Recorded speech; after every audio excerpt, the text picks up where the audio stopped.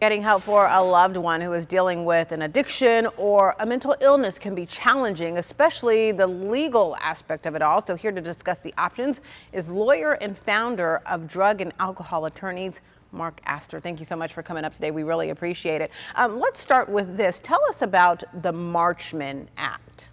Right. First of all, thank you for allowing me to come on and talk about my favorite subject, which is helping families and individuals who are dealing with substance use, mental health issues, and eating disorders. So we get calls from all over the country. Mums and dads, husbands, wives call us for help. They're desperate for help. We're in the middle of a crisis here. The Marchman Act is a Florida-specific statute. It's one very important tool that we use to help families to make a decision to put their loved one into treatment. And it's a decision their loved one can't make for themselves. So we're going to go to court. We're going to get you a court order and allow you to get your family member into treatment so that they don't end up dead and they don't end up in prison. Oh, wow.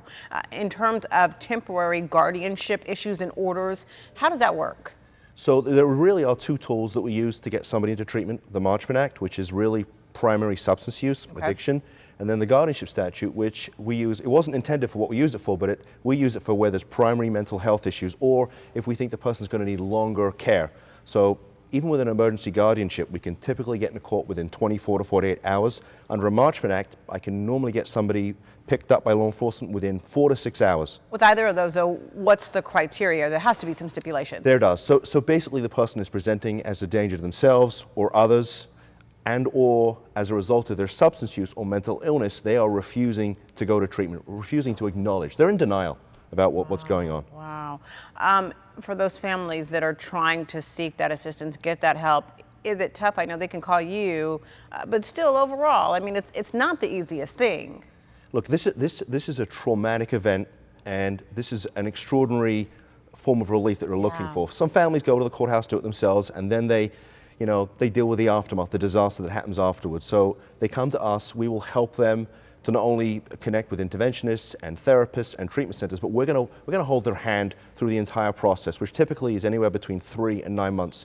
And we're going to be there for them 7 days a week, 24 hours a day. What's the difference? I think more people are probably familiar with the Baker Act. What's the difference between that and the Marchman Act? Well, the Baker Act really it's a Band-Aid, okay? It is a 72-hour mental health hold that's typically initiated by the police. So short term. Very short term. The Marchman Act can be done in 90-day chunks. So anywhere from 3 to 9 months. The guardianship, again, 3 to 9 months is the time period that we work with a family. Do you see more people taking advantage and trying to use the Marchman Act, especially as substance abuse continues to be a growing problem in our communities?